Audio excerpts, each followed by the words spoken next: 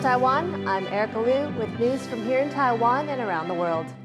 Labor activists are calling on the government to greatly increase the minimum wage. They say it's necessary to counter the effects of inflation. 今年到5月份的时候，其实是已经达到2.44% 的这个部分。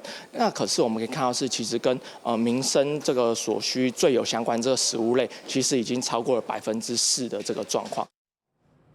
The labor groups are calling for an 11% pay increase.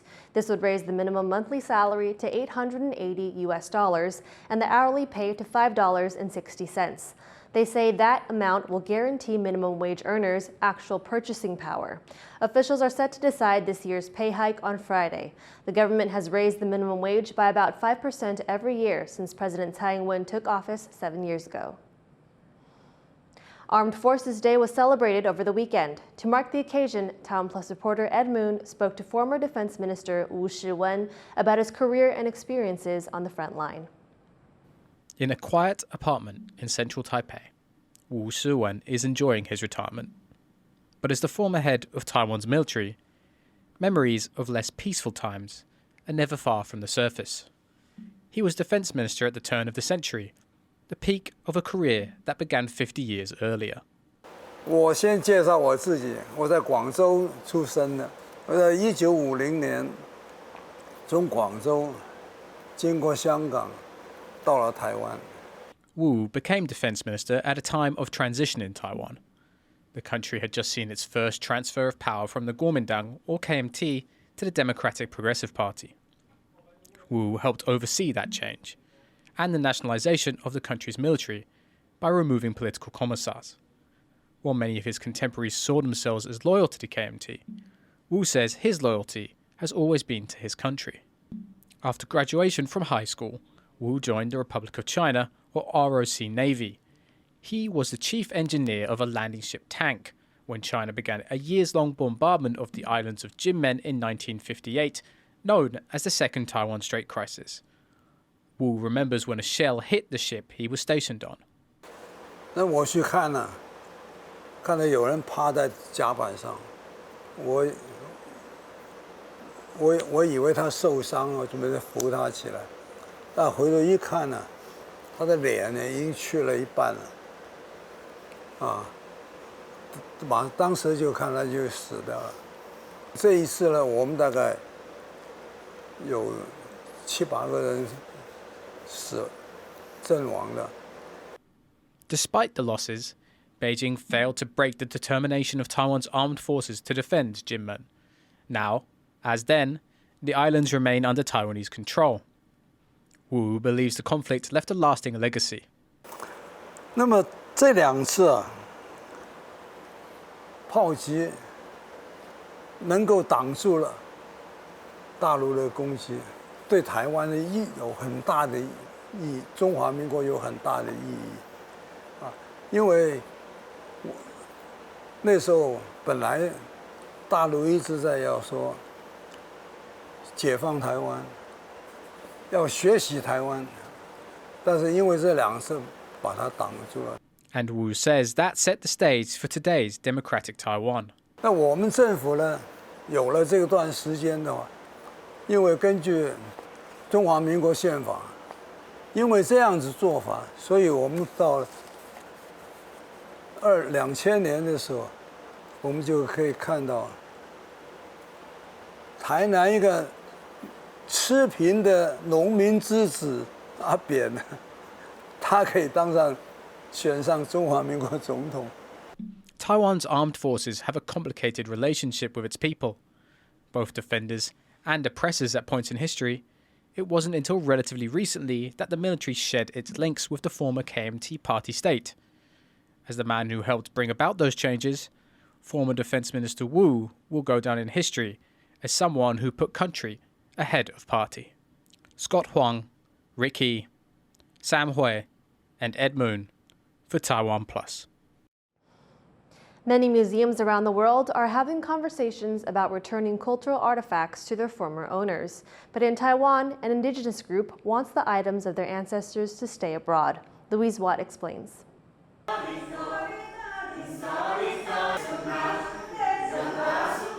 These are members of the Seediq, one of Taiwan's indigenous groups. They're celebrating their culture, which has lasted through the ages despite repression. Now they're on a mission to revive lost knowledge of their ancestors and have been helped by the discovery of artifacts more than 8,000 kilometers away in a Swedish museum. Some of the Seediq have traveled to see the relics.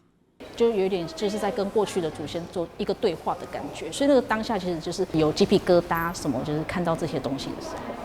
The items were taken as far back as 1907, when Taiwan was a Japanese colony. Some were collected by a Swedish ambassador to Japan and a Swedish researcher, and later donated to the museum. Others were taken under coercion by a Japanese botanist and eventually bought by the Swedish museum. But while many museums in the West have come under fire for holding on to looted treasures, the Seediq are happy for Sweden to keep theirs. 我们在做文物保存的时候，其实很害怕东西移动来移动去的，这是一个。然后再来是瑞典的气候很适合保存这些东西，干燥又冷。如果台湾像那种台湾湿热的天气，我们必须要花更多的成本。The items were stumbled upon by US-Swedish curator Michael Lee when he typed in Taiwan in the museum database.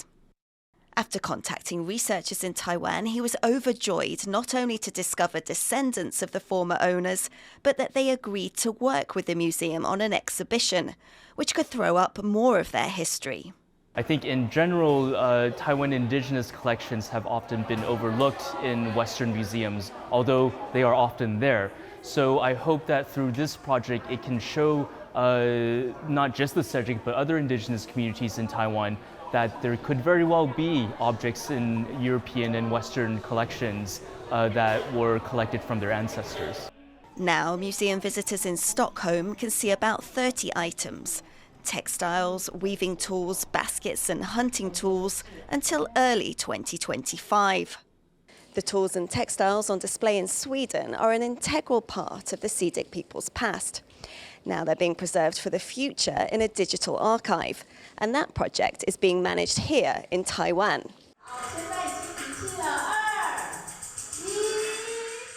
The digital archive is the first step in what the museum and members of the Seediq hope will become an online museum dedicated to their culture. 那现在又是网络时代，那我们为什么不要把这些东西全部都丢到云端上面？然后都是等于是说，都让我们去展览，或者是去说明这些文物的内容，去解释、去诠释它。So while the physical exhibition in Stockholm will eventually end, the Seediq hope the online collection merging their past, present and future will last for generations. Patrick Chen and Louise Watt for TaiwanPlus. A prominent survivor of Taiwan's White Terror period of political oppression has died aged 93. Taekwin Ling was imprisoned and tortured for 10 years on the country's outlying Green Island after being convicted of rebellion and treason in 1950. After his release, Tsai became a well-known magazine publisher, founding a children's periodical in the 1960s and one for women in the 80s. In his later years, he taught young people about the country's authoritarian period. In March, Taiwanese writer You Pei-yun published a graphic novel about Tsai's life called Son of Formosa. Thank you for watching What's Up Taiwan. Remember to download the TaiwanPlus app for more stories from Taiwan and around the world. Finally today, we leave you with images of people walking their corgis near Buckingham Palace in the tribute to the late Queen Elizabeth II. I'm Erika Liu. Take care and see you next time.